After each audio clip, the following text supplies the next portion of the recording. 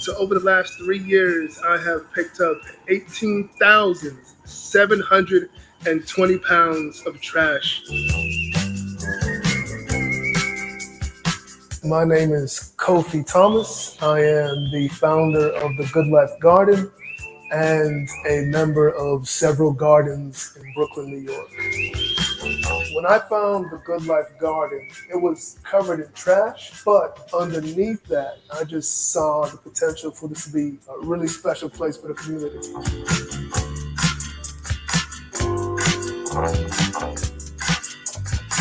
Community for me is this organic thing that can grow if you treat it right. A lot of neighbors started coming out from really all around to help lend a hand, carrying wood in, carrying cinder blocks, carrying cement. All work together, been going ever since.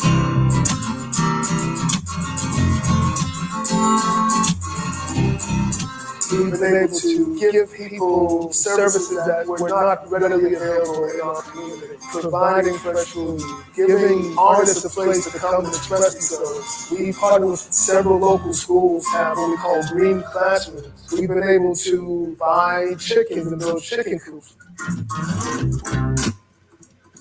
You gotta be a little bit crazy to see a place that's covered in trash, overgrown weeds, and say, hey, we could clean this up. And I think if you have that kind of energy, it's contagious. So when people see you out there day after day, then they start to ask also, like, what could they do? It didn't take much. All it took was a space that was beautiful. If you have that and you let people be themselves and grow and express themselves, then you will see amazing results.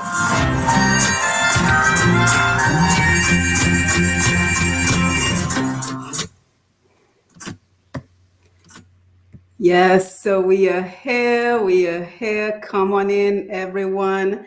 So again, the name of the garden is, remind me, Kofi, as I'm sharing all of what I'm sharing on my end, the Good Life Garden. Yes, the Good Life Garden. Yes, and the man who had the crazy idea to take an empty lot in Brooklyn, New York, and to convert it to a community garden is joining us today, Mr. Kofi Thomas.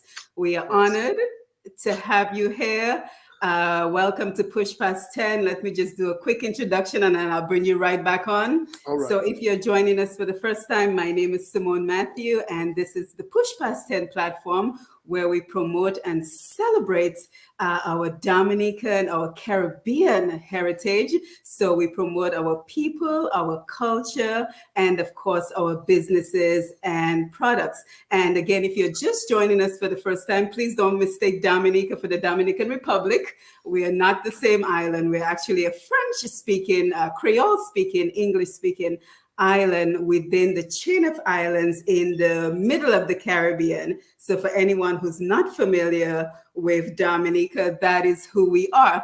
And you know, on this platform, we get about almost 23,000 visitors. So we like to use it as an opportunity just to share important life lessons and just to, you know, encourage everyone to be a positive light in their area, their part of the world. So we're very happy this evening to be joined by Mr. Kofi Thomas as he tells us all about this incredible idea that he had. So Kofi, you know, we're all excited to find out about how you ended up on the Ellen DeGeneres show. But before we do, kind of just take us back to, you know, who you are, your upbringing, and of course, your connection to our beautiful island home, Dominica. Okay, of course. So first, you know, just because I was raised correctly, my manners. Good evening, everyone. Good evening to everybody at home. To you and your families. You know, thank you for tuning in and listening. It's a pleasure to be talking to you all virtually. My name is Kofi Thomas. I am the proud son of Dominican parents. Wilma Bella Thomas from Pottersville, and Herbert Thomas from Bath Road, who now lives in Trafalgar. So I've got deep roots in Dominica, And I realize more and more as I get older, I am a kind of a culmination of the influences in my life. So the people that raised me, my mother, my father, all of my aunties and my uncles from DA, they raised me, and they, did a great job, in my humble opinion. And so it kind of made me into the man I am today. And the man I am today, I live in Brooklyn, New York, and I am, I think, one of the, let's say, new generation of Black urban farmers. Yes, excellent. Thank you for that. And guys, he has Dominica connection when he calls Dominica DA, right? Because only folks from Dominica who have Dominican parents actually refer to Dominica as DA. So again, Kofi, thank you so much for being here. And of course, we have to remember to thank our sponsors who allow for our Facebook Live. So Badui Financial Services, we thank you for your support.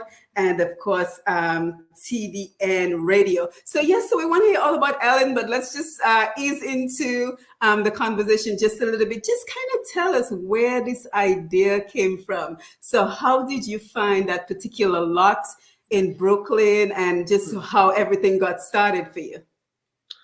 Yeah, so it's funny because sometimes it feels like things happen overnight, but this was actually, a couple years in the making, let's say. So where I live in Brooklyn, I was living across the street from a really beautiful garden called the People's Garden, and it is a Afro Latino garden, and I got involved there. Originally, to be honest with you, I was throwing a party, in my apartment. I needed to borrow some folding chairs, so I went over there and I asked the old man named Hernan if I could borrow some chairs, and he was so just generous about it. He said, just borrow them. You don't have to give me any money. Just bring them back when you're done. And he was so generous. I said, oh, like, if I could return the favor, if you all need any help around this garden space, I'd love to help out. And he said at the time they were starting to rebuild their dance floor, and I had a little bit of experience in construction, carpentry, as we all do.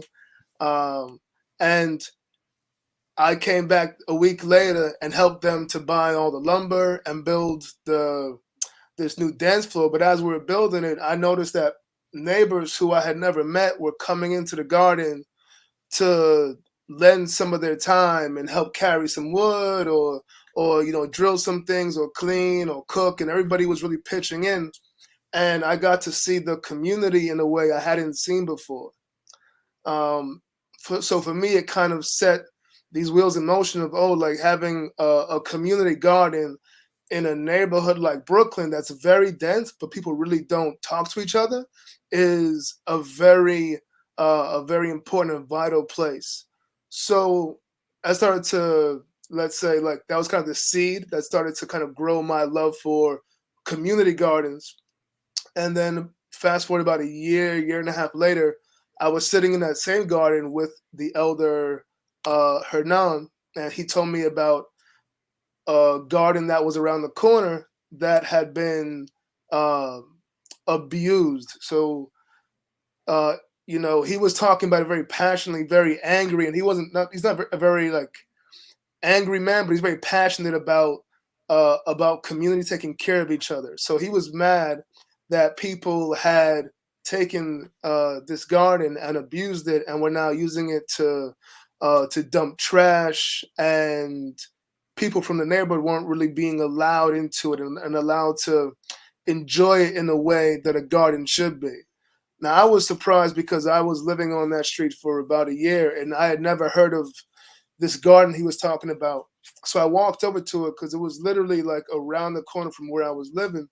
And there was this really, really big area that was really just a mess. It was a derelict space. It was half the garden was covered in debris and weeds. And from what I could tell, a demolition company had been dumping their waste materials onto there. So it was like leftover sheetrock and broken glass, and then on top of that, um, people in the neighborhood who don't live on the street had started to use that area as a place to come by and get drunk and pass out. So there was just liquor bottles everywhere, and the energy in the place was just very dark and very unwelcoming.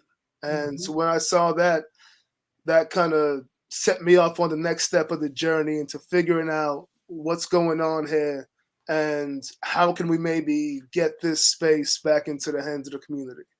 Mhm. Now, what year was this?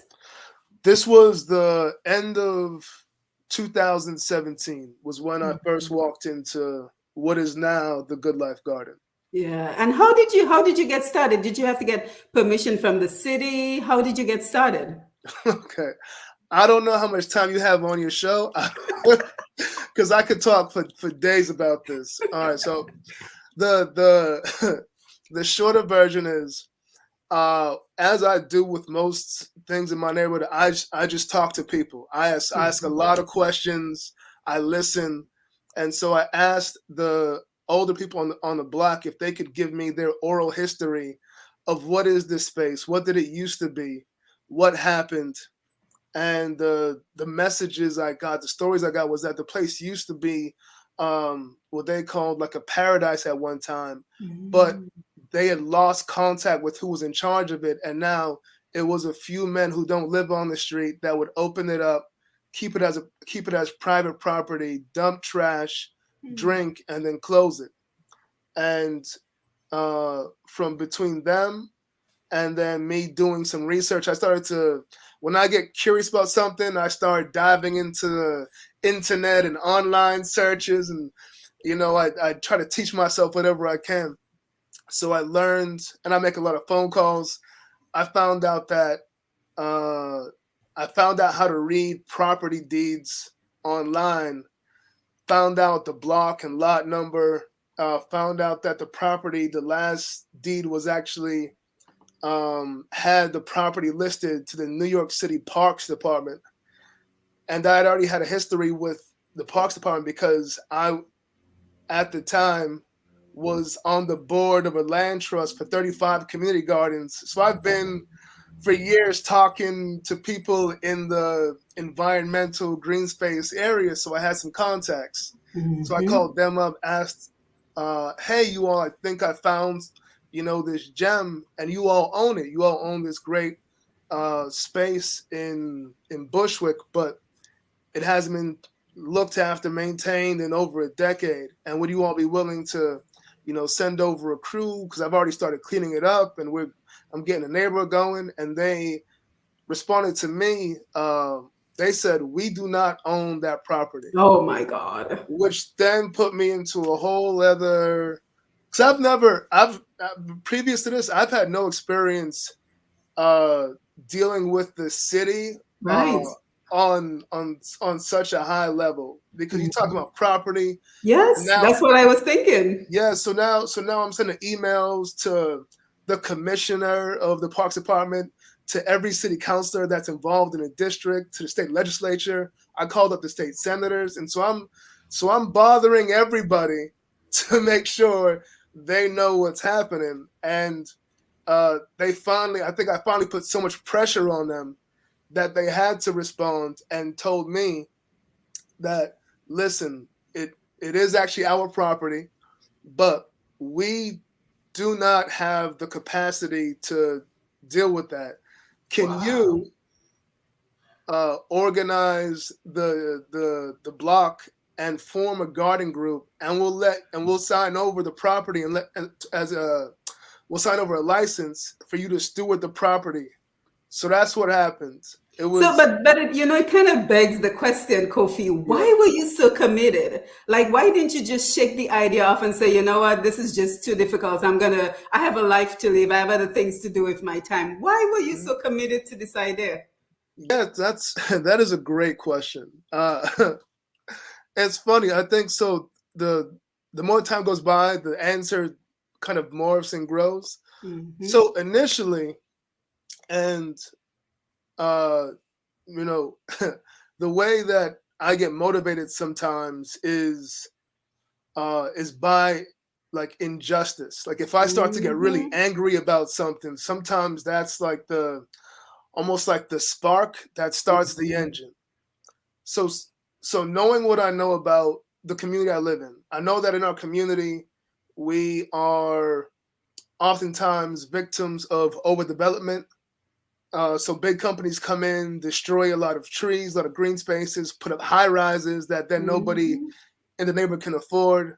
And our neighbor, because we have uh, less green spaces, more pollution, we have higher rates of childhood asthma, higher rates of Mm-hmm. diabetes, hypertension.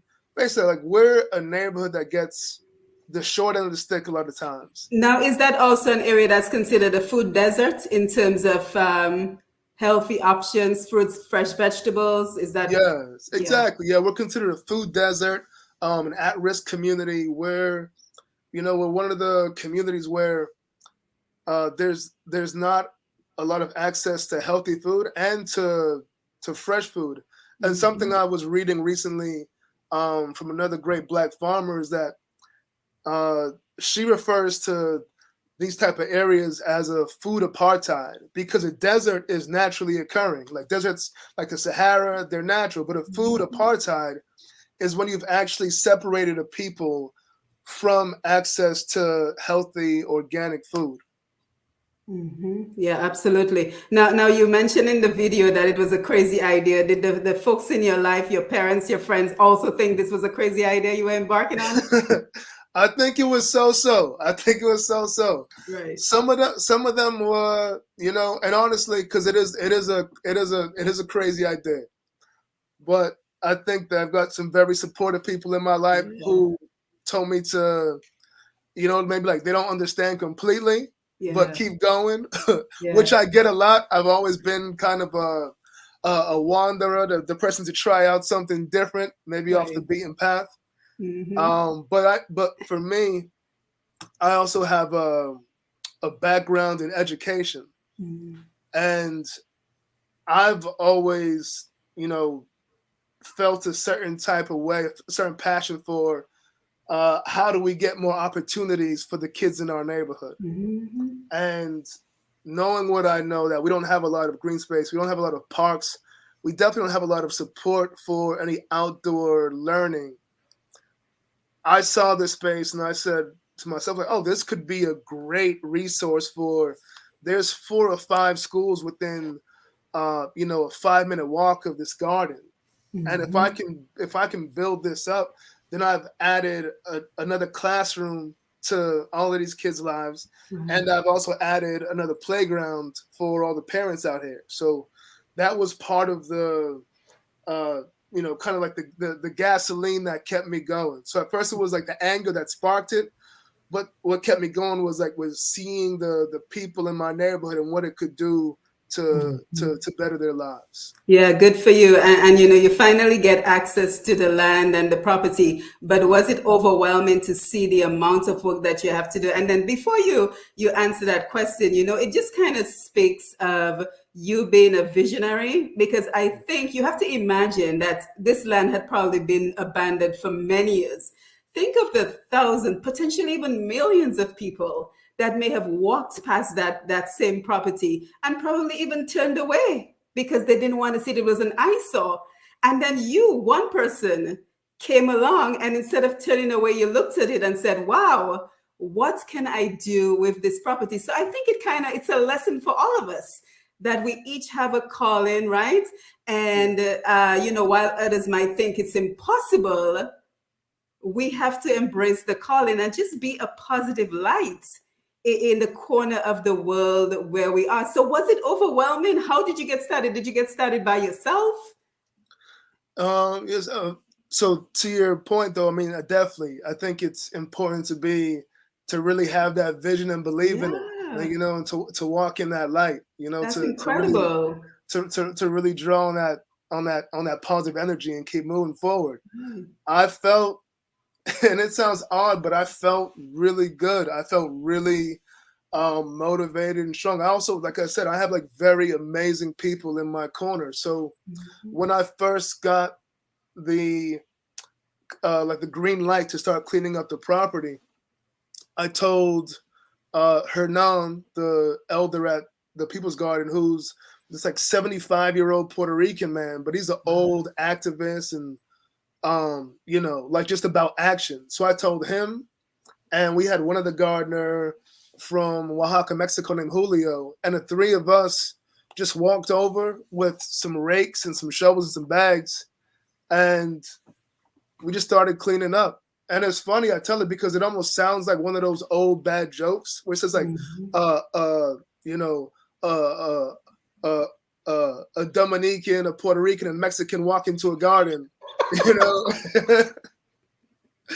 And so when I tell people that, I tell them because one is funny, and two, I like to show people too that, you know, if you start really like believing in something and doing something, you're gonna find other people who have the same kind of like love and energy that you have, and they might not look like you or talk like you or even understand everything you're saying, but you know, but because we all like do the work and believe in the neighborhood, like, we're like family now. We've done so many gardens together now. We're honestly like we're like family. Like we go to I go to his And birthday it's funny party. that you mentioned, you know, a Mexican, a Puerto Rican, and a Dominican, because I was thinking, you know, these are folks that have gardening in their DNA, because I was curious if farming is something that your parents were involved in. Like, where did your love for gardening, farming come from?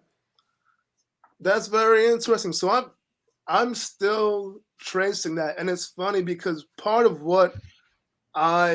my first mission statement for the garden, when I was really trying to sit down and imagine it, was I wanted it to be a place where people could connect to each other and reconnect to the land.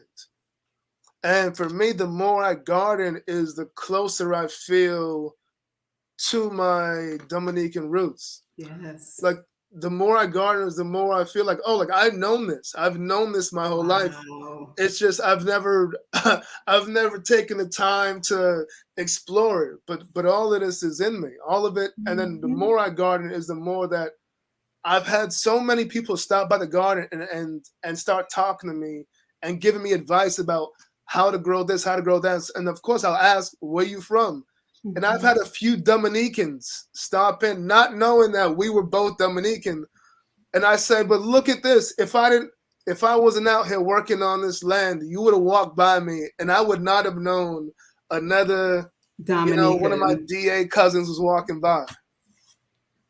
Very well said. And speaking of your parents, I want to thank your mom, Mrs. Wilma Thomas, for connecting Yes. us, as well as Mrs. Elizabeth Thomas, who lives out there in Massachusetts, who sends me the clip of you on Ellen DeGeneres. So we're truly thankful for your mom and for Liz, and you're representing with your Dominica t-shirt right here. But you know, Kofi, we have to take a minute to acknowledge and welcome our Facebook viewers who have been with us from the beginning. So let's just say good evening to Elizabeth Thomas is on here. So she's the one who referred you. I am so proud of this dynamic young man.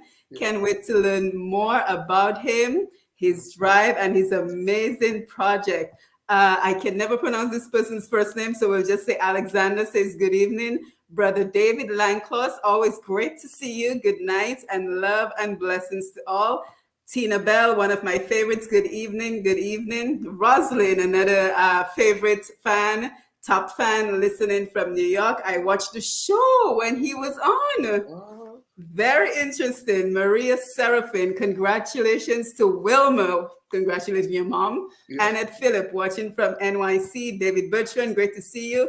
Susan Xavier, good night. God blessing. Keep doing good work for God Almighty. Glenda Luge says hi. Alexander, intelligent, motivated, and decisive man, more strength. Devin Flowers, watching from DA. You are just like your mom. Great job. Matilda Jolly is watching. Let's see, Devin. Great job. Angelina Charles, watching from Canada. Henrietta Robinson, James watching. So the entire world is locked in, Kofi, and we're so happy that they're here. Yes, hello world, and thank you all for tuning in. Much love to all of you, wherever you are. Yes, DA yes. So everywhere. yeah, so we're gonna get to how you ended up on the Ellen DeGeneres show, but just kind of tell us, like, what did you start planting? What did you start producing? Like, how large is the property? Yeah, so the Good Life Garden is 13,000 square feet, and we started off.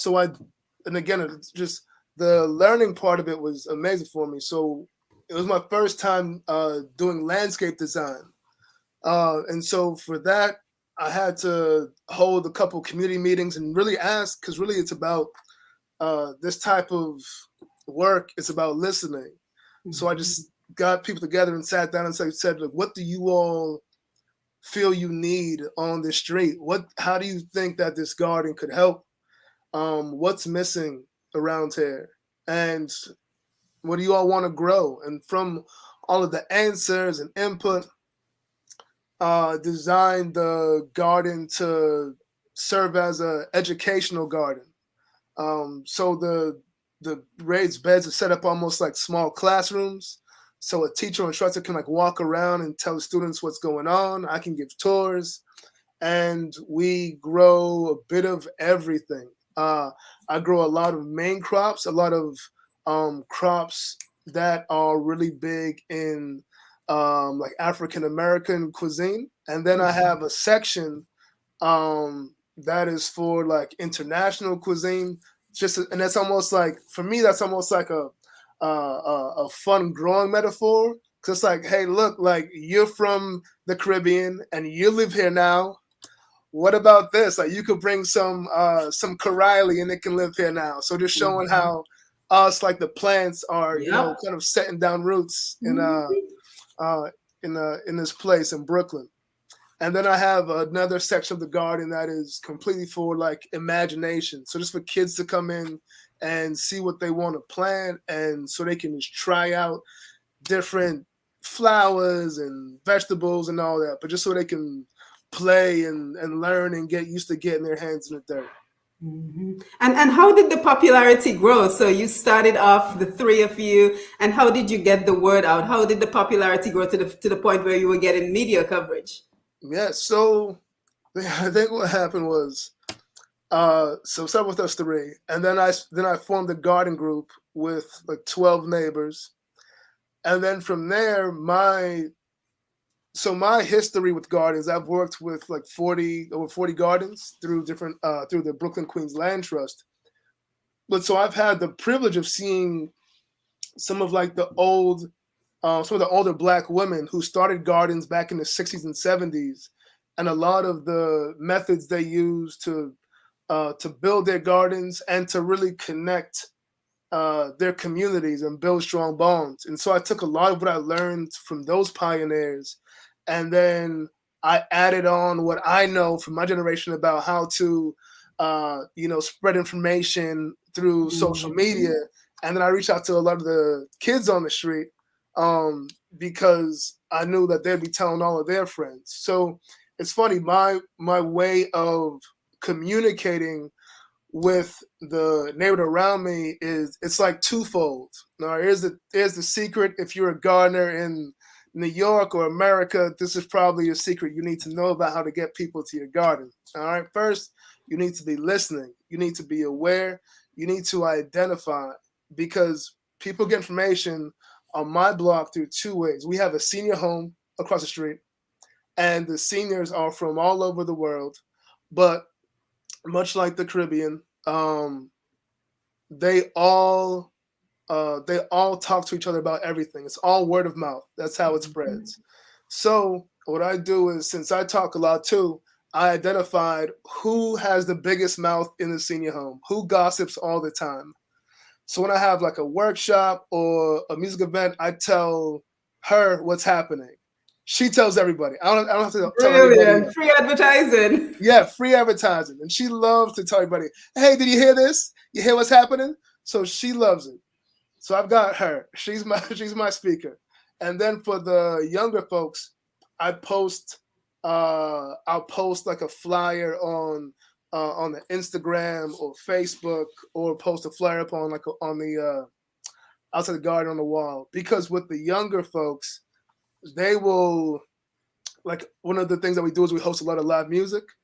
Once they're doing a volunteer event or show, they love to tell their friends about it Right. and have everybody come, make it like, and everything that we try to do, I try to make it like some kind of a party. It's so Mhm. all the events that we have, even like all the education, the nutrition, the health and wellness, it's all joyful. Everything you come to, I try to have, if I can, try to have some food. I try to have some music. Like, I try to make every event just with a lot of happiness, a lot of energy, a lot of joy, and that's how we get people to come out and keep coming out. If you're having and a and party, that is, and that in itself is brilliant, because I'm thinking, you're into farming, you're into gardening. Who would have thought, maybe if I incorporate music and the arts, I know you also do something with artists as well, if I incorporate more, it mhm, will attract people to the base, which is gardening. Now, do you do anything in terms of like cooking, maybe? Because now I'm sparking all ideas in my there mind you with go. what Keep you're those doing. ideas coming. Keep those. That's what I like. That's what I like. I just started. Then people come in and keep the Yeah, ideas going. right, Yeah, we have a couple of chefs, and they've done cooking exhibitions, and then they'll take fresh produce out the garden, use that in a dish. Then we get different neighbors. I'll give them some of the, let's say, some of the peppers that we grow. They'll go home, make a nice pepper sauce, bring it back to the garden. We'll share that around. So yes, it's that community cycle. People are growing right. things in the garden, taking it home, making something, bringing it back to the garden. So you get that very local experience. Right. That's actually. And now you're sparking all sorts of questions in my mind, because I'm thinking, what is the ultimate goal with everything that you're doing? Because it's sounding like it's just mushrooming into something from where you started into even larger ideas. So what is the and do you give the food away, by the way? How does that work? Yes, yes. So all the food that we grow, we give away completely free of charge to the neighborhood. I usually prioritize by need, so I'll give it out to, like, make sure the senior home, and we have a women's shelter around the corner. Make sure that they are looked after, asked first, and then I've got some seniors on the block, and I've got like a kind of a grocery list of what they like to eat.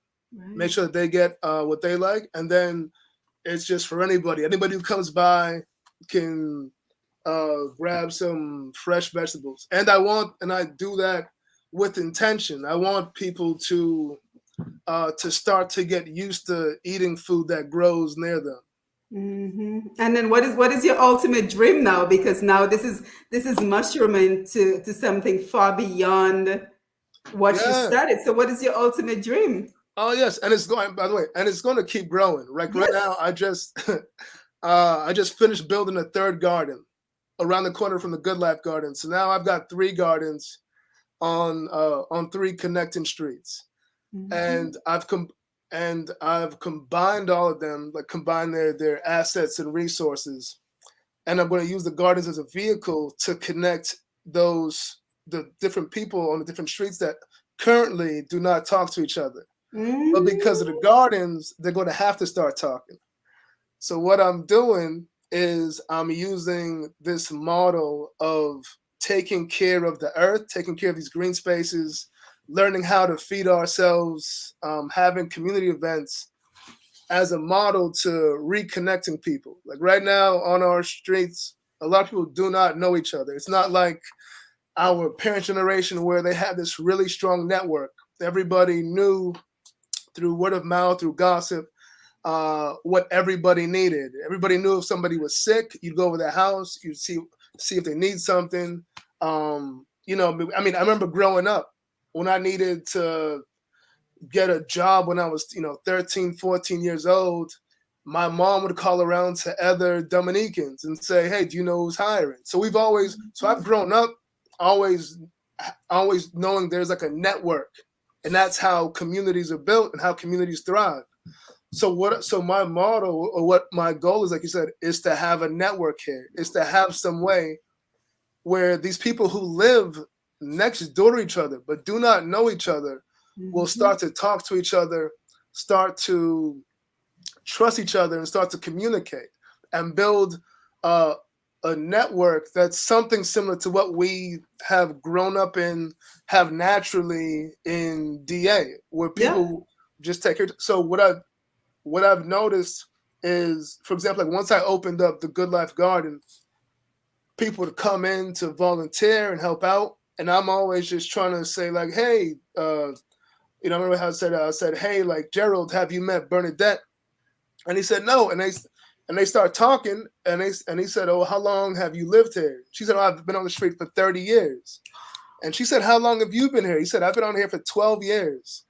So you've got people who live across the street from each other for at least 12 years who have never met until they came into the garden and started growing food.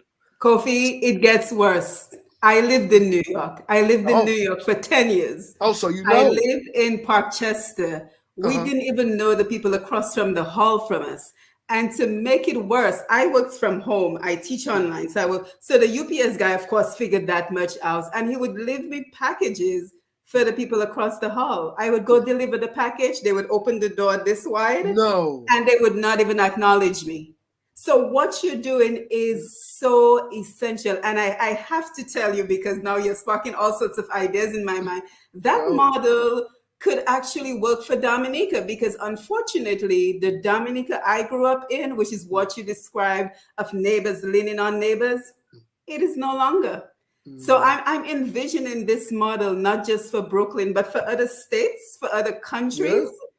Yeah. This Yeah. is This is phenomenal. I'm so happy I'm talking to you. yes. No. This is a model I'm working on that can be used anywhere in the world, and it's a Right. model that does not the relationship of cost to impact is not even close. It does not cost a ton of money to start a community garden, but the impact is like it's honestly it's hard to measure. The impact you Mhm. have on people, you honestly it's hard to even predict, because like the Yeah, people that now know each other because they met in the garden, I don't know how their life is going to turn out now.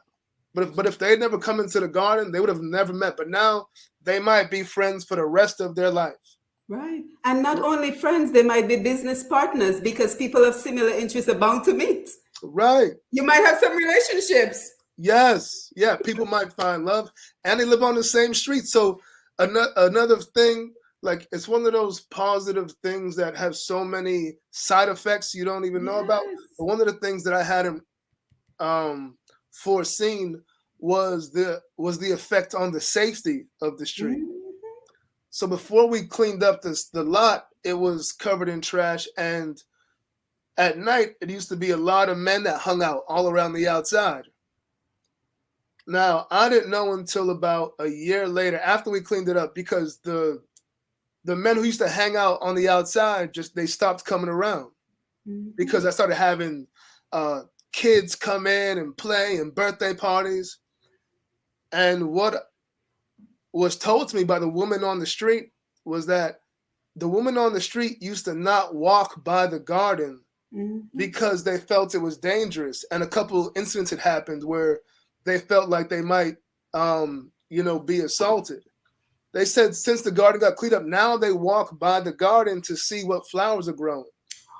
So just building a garden has changed the safety of the whole street, and changed this route that these women now take to get to work. So Yeah, it that's has one of the completely transformed the neighborhood. yeah, it transforms in so many ways. And another Yeah. little lesson I forgot about was, if you're looking to bring positivity, into a space, just try to get some kids in there. Like try to get some youth, because once I started reaching out to schools and parents, when those kids come in and have a birthday party and they're running around and they're shouting and they're painting everywhere, like that makes all the negativity leave. It's almost like you Mhm. grow some good crops, then all the bad weeds are gonna grow away.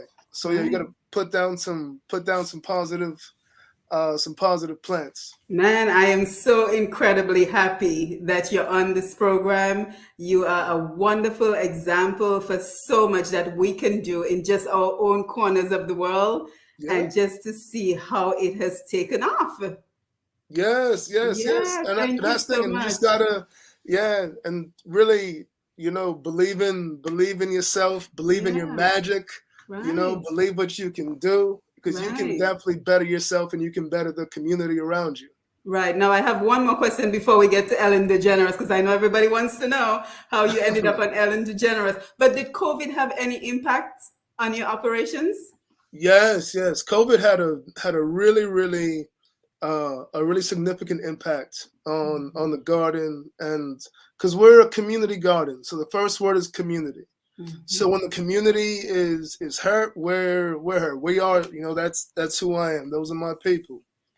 And so when COVID hit, we are in a neighborhood where, uh, whenever something hits, it hits us harder.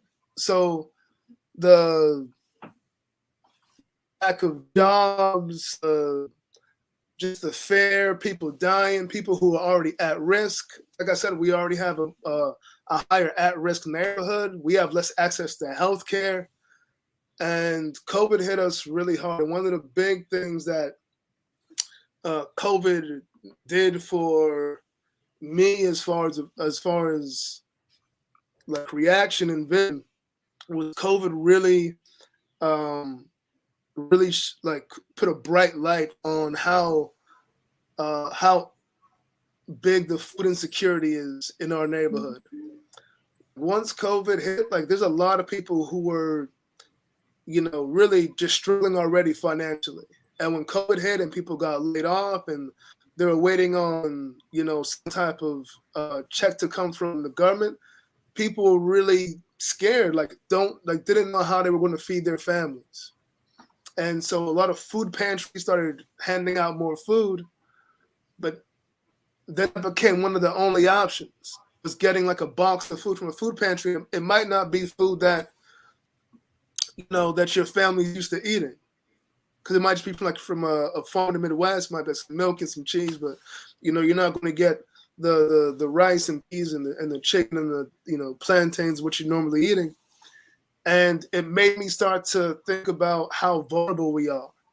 That once when COVID hit, all of a sudden, like everybody, a lot of people were dependent on this handout from the food pantry, and then the lines for the pantry were.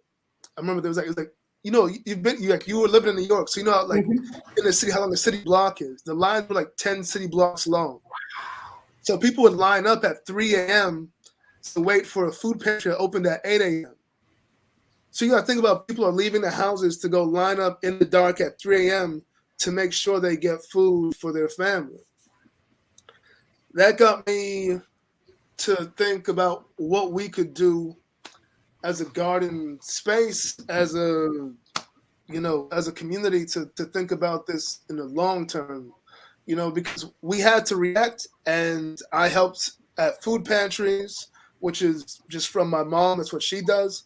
So I started helping at food pantries, and I started thinking about, okay, but this is needed right now, but how do we help to alleviate the pressure on these food pantries? Mhm. Like, how do we, because if the trucks don't come in, like, then what?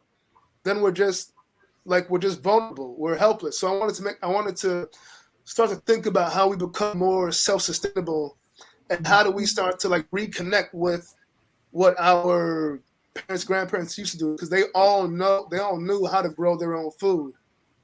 So that's what became more of my focus for the next year, was more how do we focus more on uh, like having a curriculum.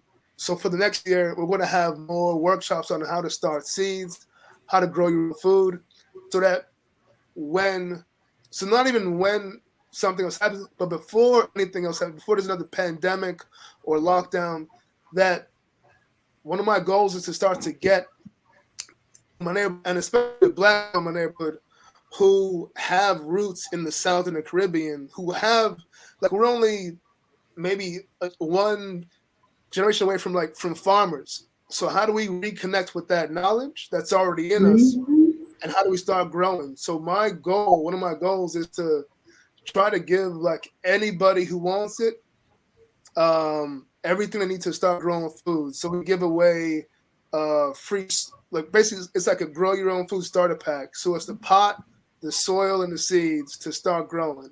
Because I want everyone, because if everyone can just start like trying to grow and get used to it, get comfortable, get over their stigmas and thinking they have a brown thumb and can't grow anything. If we just get them to understand that we come from a long line of amazing It's in our farmers. DNA. Yes, it's in our DNA. Like we know the land. The land is us. There's no separation. We are this Mhm. earth.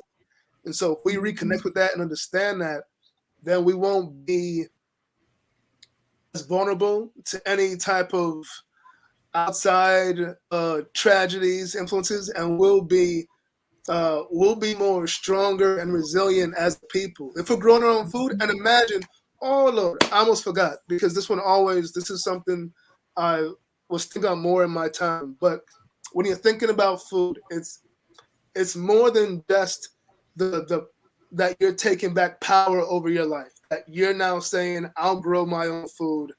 I now have control over what I get to eat, when I get to eat it, but you're also making an investment in your financial future because one, you're spending way less money on going out and buying groceries. So right there's the immediate impact. The long-term impact, or like maybe the bigger but unforeseen impact, is that us, especially as Black people, we have some of the highest rates when it comes to healthcare. So we spend the most money on health insurance and all types of like pills, for our sugar and for our heart. And if we're able to grow our own food, then we are able to grow our own medicine because food is Mhm. medicine. Like one of my neighbors, who's from a beautiful woman from Guyana, she said that she started because she's got diabetes. Her daughter, who started getting into the she calls it the juicing craze. Her daughter started to make her a blend of kale and cucumber and corylli or bitter melon, depending where you're from. And she said since she's been drinking that green juice, she hasn't had to take her insulin. Hmm. So now if you think about us eating the way our parents and grandparents used to eat, so having a Yep. more balanced diet, eating more vegetables, more fruit, we are in essence saving ourselves tons of money down the road that we're going to have to spend on, if we get all of these, diseases, circulatory, Mhm. respiratory troubles that people our ages are getting as we get older. So it's a Mhm. way to look at it's an investment in your health and your financial future to start growing your own food and in essence to start growing your own medicine. And also in your children's future, because now you're Yeah. teaching your children what real food is, and real food is not mac and cheese. Yes, and your kids will eat whatever you give them. I learned that. Absolutely. I learned that growing up. I Mhm. eat whatever my mom gives me. Like my mom would say, if you don't like it, lay down by it. But thank you, Kofi, for being here. So, of course, we want to find out, how did you end up on the Ellen DeGeneres show? So, kind of just tell us how that came about. It's funny. I love that joke. Lay by it. uh, yeah. So the Ellen DeGeneres was very interesting, a little unexpected. I've been very fortunate to have a lot of very talented people around me, and so we've uh, been able to have an impact on the neighborhood, and I think it's something that's kind of radical, like just being, uh, you know, being in this community, being a black man, an urban farmer, to be smiling a lot, to be full of joy is an act of resistance, and I think that is inspiring to a lot of people. And the story of seeing something in your neighborhood, changing it for the better, and then that project being something that brings a lot of people together and changes the way that we interact with each other. And so I think that's very inspiring to a lot of people. And I think it's a message that a lot of people want to hear, especially right now when sometimes we feel so separated. And so I think with all of that, a couple different people had done videos on the garden because I wanted to show people in the world what was happening here. And somebody from the Ellen Show, one of the producers, saw one of the videos with me in it that I think the company Upworthy did, because Upworthy is a company that likes to highlight positive things in the world.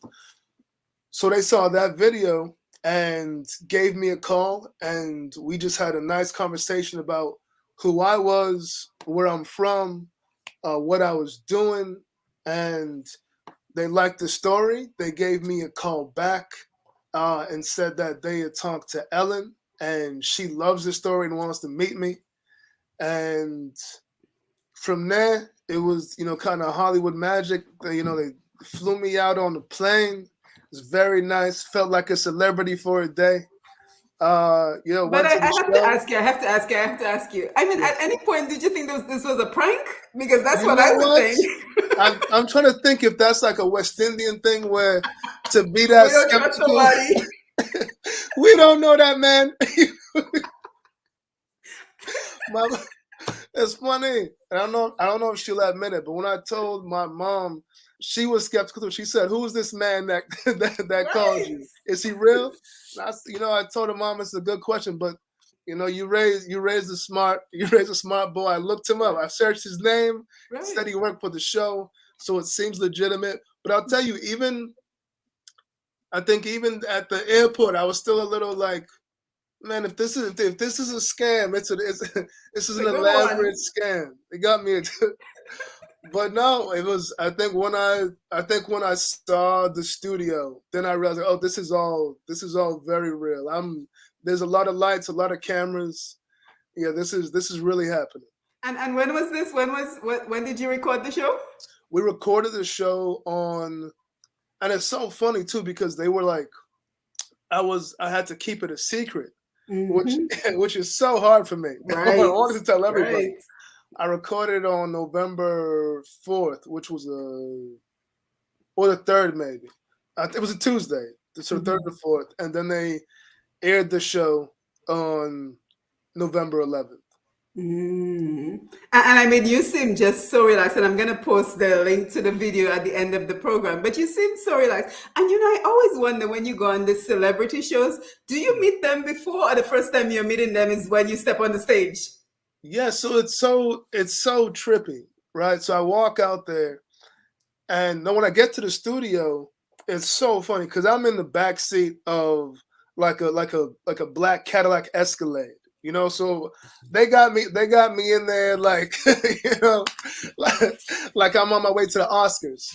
So I'm in the back seat, and it's funny because we're driving through the lot, and there's people who are came out to be in the audience and staff, and they're I see them like get quiet. They trying to see who's in the car. It's funny, and I look and I go, don't worry about it. It's just me. You all don't know me. It's okay.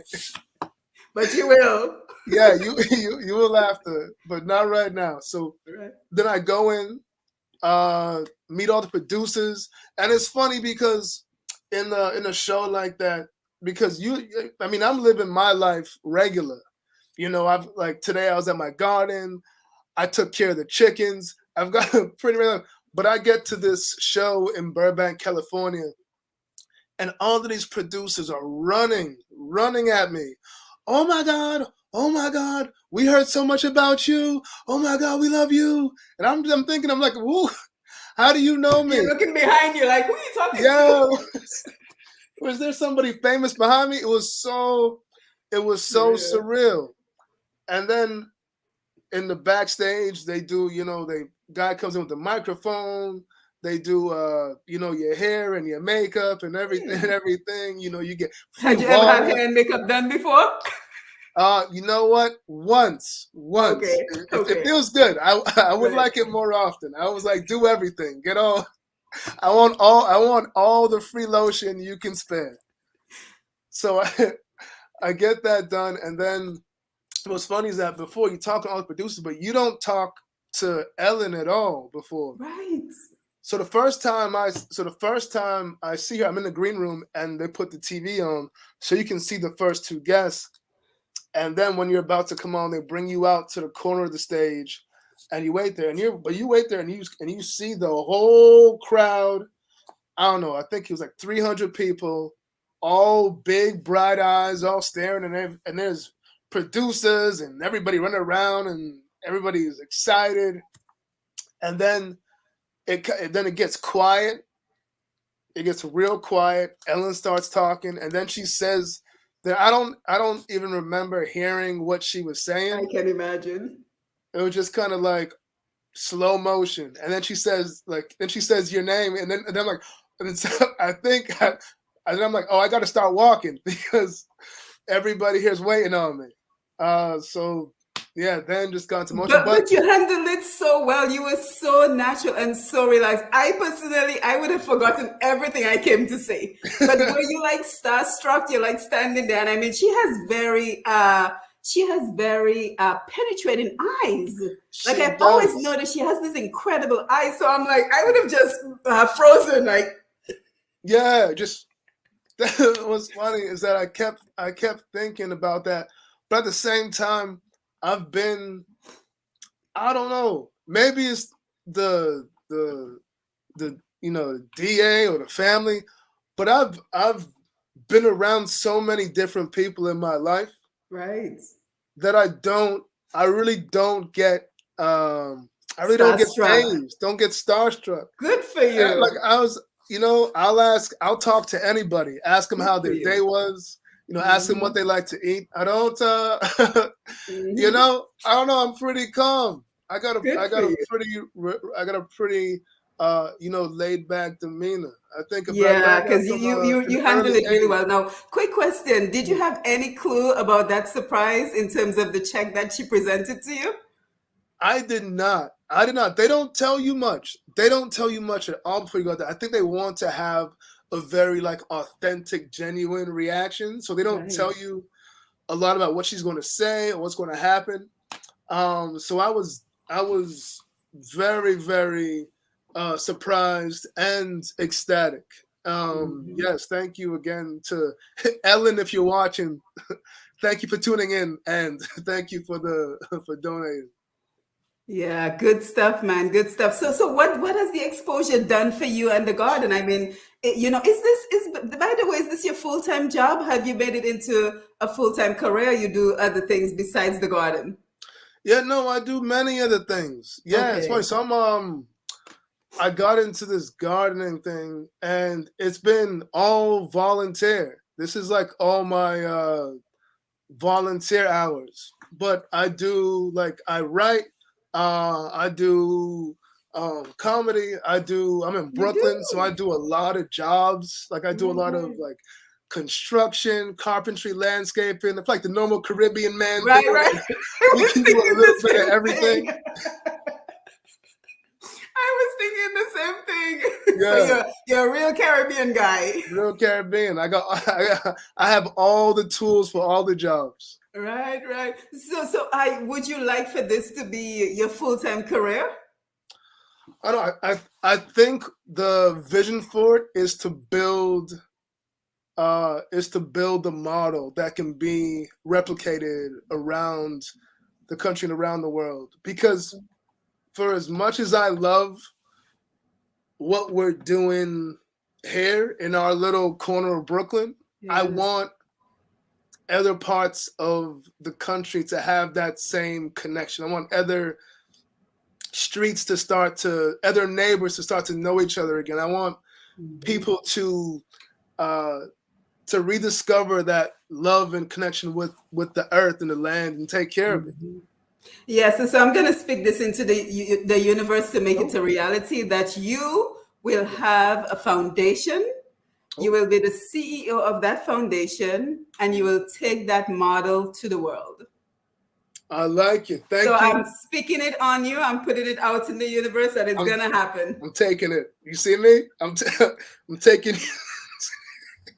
But Kofi, thank you so much for being here. Now, if we wanted to visit the garden, do we need to set up an appointment? Where exactly are you located? Because I'm coming to New York for Christmas. So I would love to come and see your garden. Okay, cool. Yes, we are located. So I have 3 gardens now, but they're all in the same small area, same couple blocks. We are located in Bushwick. The address is 46 Goodwin Place. You can contact me on Instagram at BK Green Gardener, and let me know when you want to stop by. I'm usually out there for sure on the weekends and sometimes on weekdays doing some work.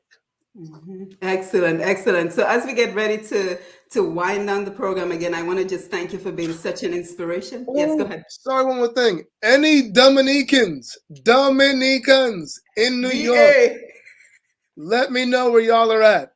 Let me know if you want to do like any type of DA fet at the garden, when the gardens, hit me up. I've been looking for y'all. And most people know how to get in touch with me, and I know how to get in touch with you. So just hop on pushpast10.com, send me an email or pushpast10@gmail.com, and let me know what you're trying to do, because I think this is so important. It's so important. You represent us beautifully. We're very proud to call you Dominican, and I can just see this continuing to mushroom. And I'm telling you, you're going to call me in like 5 years and say, you know what you put out into the universe? It's a reality. I just have, I got some black girl magic. Thank you. Put the magic on it. But before we end, let's just take a couple of comments from the Facebook Live audience, and we want to thank them so much for joining us. So we have Devin Flowers, Willow, great job. That's to your mom. Henrietta is watching. Let's see. Gail Bruni, this is amazing. Reading about him online. So she's reading up on you. Marsha Lawrence says, good evening, Dr. Simone, and also your guest. Congratulations to him. Great vision. Sandra Norris, good afternoon, everyone. I'm so glad I caught the show live. Hey, Sandra, great to see you. Nesta Phillip, congratulations on the progress being made, including the newest garden. Continue adding value to the community. Nesta, again, essential for social integration and in terms of human development. Jackie Joseph, great item. Nice to see you, Jackie. Gail, this is having such a positive impact on so many lives. Let's see who else is here with us. Saran, John Charles, Wilma Bellot, I think she's tagging someone. Brother David, this is a wonderful idea. Kofi, I was talking to a friend of mine that I met in Trinidad. We needed to start growing our own foods and fruit trees in Trinidad. So when I can go back, maybe next year, we will do more to plant more foods, and that way won't have to go to grocery as often unless we want meat. Some great comments, guys. Jomo Hilton, this is very good for us in Dominica. Absolutely. Annette Phillip, great show. I posted the link to the video. Kula Brohim Harris, awesome interview. Thank you so much. Gwyneth Charles, niceness Kofi. Let's see who else we have. Tina, he is such an inspiration. Some young people should take a page from his book. So Kofi, as we get ready to wind down, any final thoughts for us if we want to start a garden in our own area for those of us who don't have green thumbs? Yes. So first of all, you need to stop being hard on yourselves. Give yourself some space and some grace. All right. You are lovely. You are beautiful. You are amazing. You are powerful. You can grow. Much like you, the seeds just need some love. It needs some sunlight. It needs some water, and it's going to grow. And then once it gets big enough, it won't need you as much. It'll be strong and resilient. So if you want to start growing, one of my things that I say to people who want to get started is to start with growing what you really like something you really like to eat, or you want to share with your neighbors. Start growing that. Look it up. Look at everything now is online. Look at how to plant it, how deep to plant it, how often to water it, and then just start and have fun with it. Like I said, have grace. So if it doesn't come out exactly the way you wanted the first time, then hey, that was just a learning opportunity. Now you know for next time how to do it even better. Mm-hmm. Yes, thank you for that. Hildreth says, great initiative, eat what you go. So, Kofi, I don't know if anyone has said this to you, but you know what? You are the immigrant's dream. So many of us, we leave our countries behind us. We have to learn a new culture, a new way of life. And, we do so to better ourselves and to better our families. But we also do so to invest in the next generation. Right? Yeah. So we do so that young men like you that is so visionary that can take an empty, abandoned lot in Brooklyn and see the vision, and not just see the vision, work towards achieving that vision is the promise of the immigrants like myself and your mom and your dad who came to this country so that we can have better opportunities and we can invest in the next generation. Yes. Yeah, so thank you for that. Thank you so much for those kind words. I appreciate it. And thank you for sharing this platform. Yes, and we look forward to staying connected with you. Of course, we want to thank everyone who joined us. We hope that you saw the positive messages in this interview, the positive message of, not turning away when you have a calling placed in your heart, working towards it and just finding a way to be that positive light in your corner of the world, because right now the world is just so dark. Here we are, here in another corona mutation is coming out of Africa. So the world is just so dark. So just find a way to be a positive light. Again, my name is Simone Matthew. It's always great having you here. Don't forget to follow Push Past 10 if you haven't done so. Don't forget to share this video as we continue to grow. Maybe one day we will grow from our 26,000 visitors to, I don't know, Ellen's number. I like to put things out in the universe. Yeah, I think you can get that sense. We're going to get there. I'm putting that to you. You're going to get there. Thank you for that. And maybe during the Christmas break, if we have an opportunity, I might come back by and see your garden. All right. And then we can do another Facebook Live so folks can actually see the garden. Yes. Yes. That sounds great. Yes. So thank you everyone for being here. And you have yourself a wonderful evening. Take care. All right.